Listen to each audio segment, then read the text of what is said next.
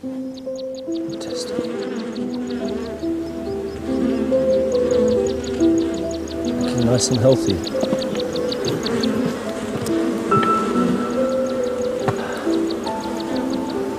That's great. Wow, that's nice. That's very nice. Lovely, lovely, lovely.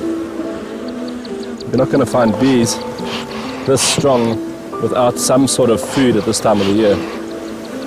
We're at the beginning of June now, end of May, so we're right in the middle of winter basically.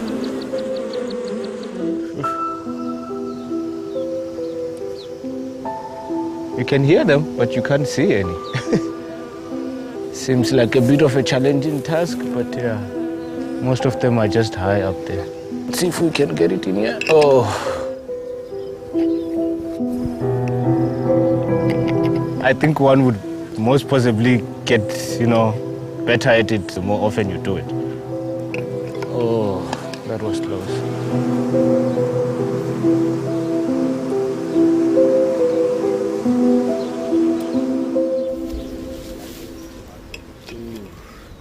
I was born and grew up in a rural village, 35 kilometers or so east of Polokwane.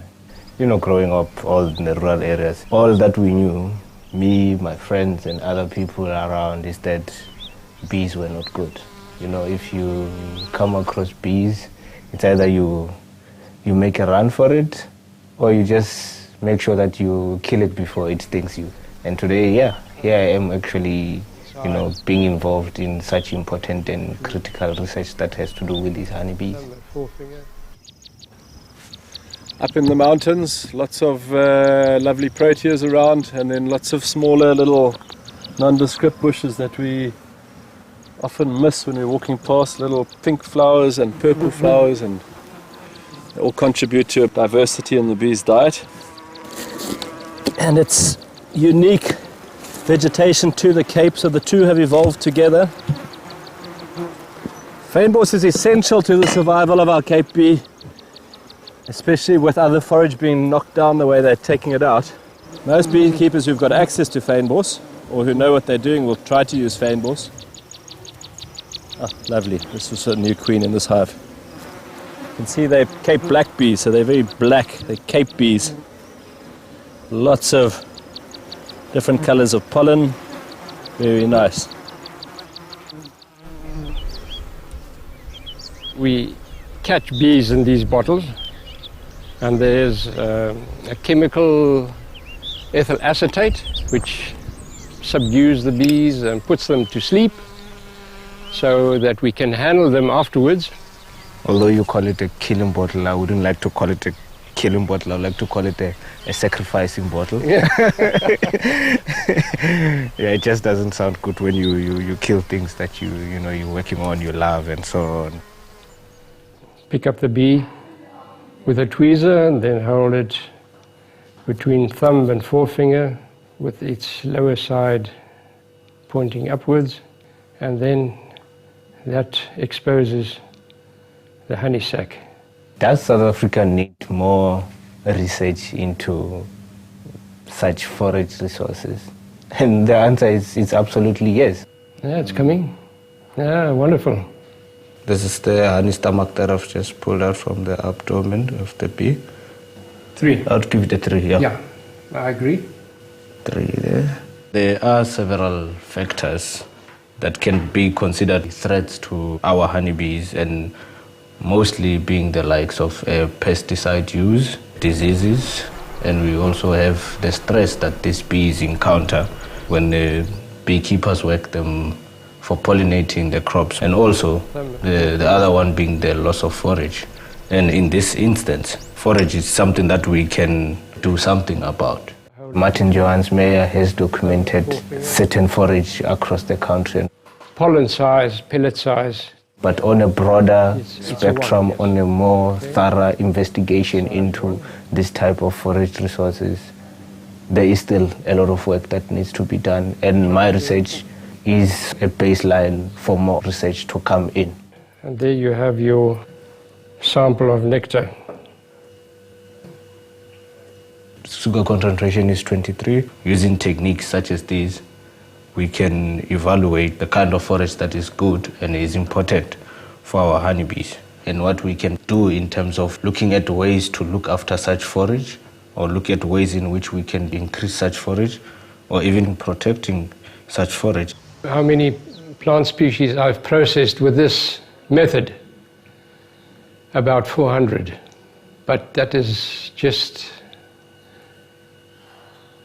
a small part of our incredible flora that we have in South Africa. There is still much to be done, to be found out. These bees are not that cross, otherwise I wouldn't be able to do that with them. Give me your hand here. Put your hand here. Give me your hand. Pass me your hand. Carlos, put your hand out here.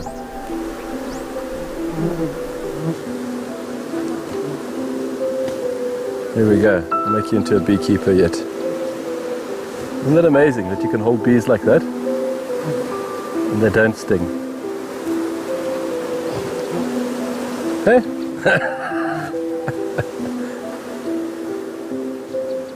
I think it's very important to know what's doing this to the bees. I mean, look how healthy they are. That's the important thing. What is doing this?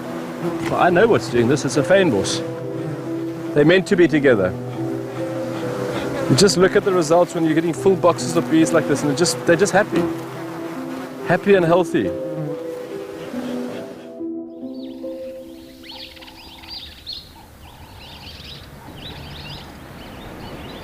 Just looking out here, you just see,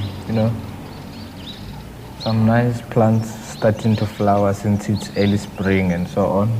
It's nice breeze outside, and yeah, it's a good day.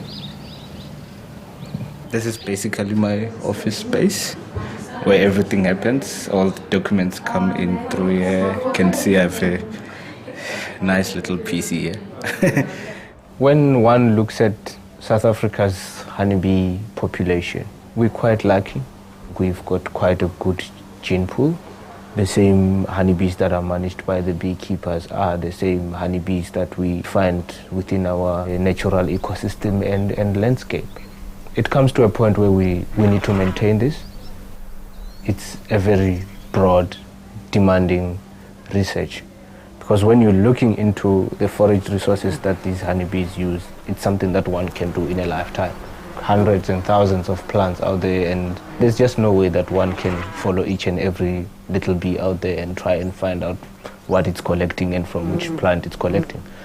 Given the magnitude of the amount of information that one would have needed to collect, I thought the first point would be to turn to our, local beekeepers. Some of them will even tell you which plants are good for bees and which ones are not. So that's the kind of critical information that I looked and I thought it would be good to acquire from these guys. Coming up with a questionnaire was the very first and possibly the best option, because there are so many of them, close to about 1,400 or so on across the country. It was going to be a huge task to visit each and every one of them.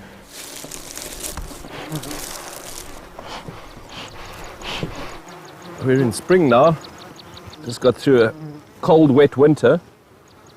And we're back with the bees after they've had their break from the beekeeper in the fynbos. The farmers' trees are starting to flower, being spring, and they need something to come and pollinate their trees, of which honeybees are one of the easiest to control. I'm going to prep this hive for pollination, because I think they're plenty strong enough. They've got 5 frames of brood. There's the queen. The queen is hoping to hide from us. The queen is the egg factory. She makes sure that these colonies survive by laying eggs which turn into adult bees. Before they're any good for pollination, they have to be a certain strength. So this little queen needs to lay lots of eggs. The bee's role is very important in modern day world as far as food security goes. Unfortunately, we have to manipulate them to be able to take unnaturally large numbers of beehives into orchards. Moving bees is hard on the bees.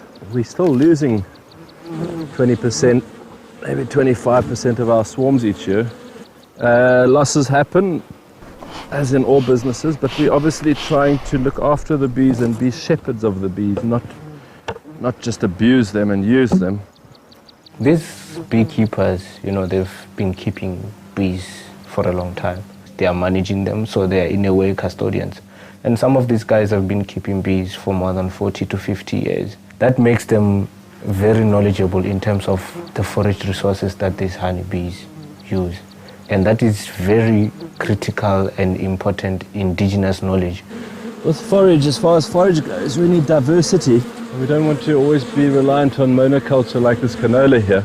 So we need to have canola, we need to have fynbos, we need to have the wild spring flowers, we need to have eucalyptus, we need a bit of everything, I think, to make it all happen and to keep the bees healthy. I think the bees need diversity in their diets. This farm takes about 1,200 hives. It's one of our bigger farms. Oh man, those bees are working nicely. So pleased. Those are beautiful, strong hives. Those are not just any hives. Those are pollination bees, special bees. What is most important for the research as a whole is that I establish a trust relationship with these beekeepers. Thanks for making time to meet me so we can chat and you can tell me more about your bees and what we're doing in this nice, beautiful orchard in terms of pollination. The farmers have planted the trees so intensively that they need a huge number of pollinators at one time, and the easiest, most reliable way to control that is to bring in beehives. According to the research, the bees improve the quantity 3 times. Bee health is the huge consideration, especially with a lot of countries having problems with their bees. Getting the right diet, getting them stronger, build up, and making sure that they are eating well, it's quite a constraint. Not just getting monoculture or getting supplementary feeding, that's a short-term fix. It's not a long-term fix for bees. This is the bee factory. So everything happens here. This is where it all happens. That is all brood over here, which means that they had to feed that brood with pollen, and we've got pollen around the edges. Have a look at the diversity of the colors here in the pollen. So that is what contributes to their healthiness, is to have diversity in their protein. That's their protein, right? There we go. Check that out. There's lovely honey. There's the little eggs. So the queen laid those eggs. They hatched after 3 days into a little larva. They've been feeding that larva. And the larvae get bigger and bigger until you get these white ones here. And then when they get to that size, they go into a cocoon. And that's where they change from a larva into a bee.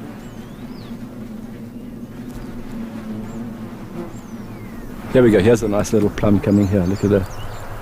There we go. Those are all plums. It's amazing to see the results of the bees. So we just see the bees working the flowers all the time, and that's actually the more important, is that they get that.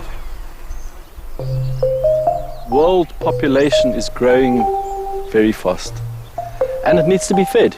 The farmers are going to be planting more and more trees and vegetables and things to supply the demand. So we're going to have to supply bees. We're going to probably have to have more and more beehives, and we can't do it at present because we don't have enough forage. We don't have enough place to keep the bees alive for the rest of the year to bring them in for pollination.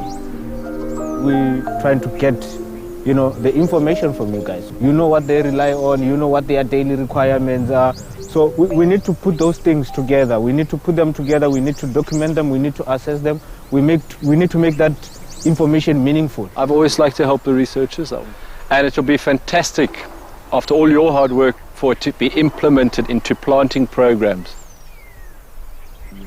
In most instances, we don't get to think and realize how the food we eat gets to us. This is a more complex system than we think, Every little thing depends on the other.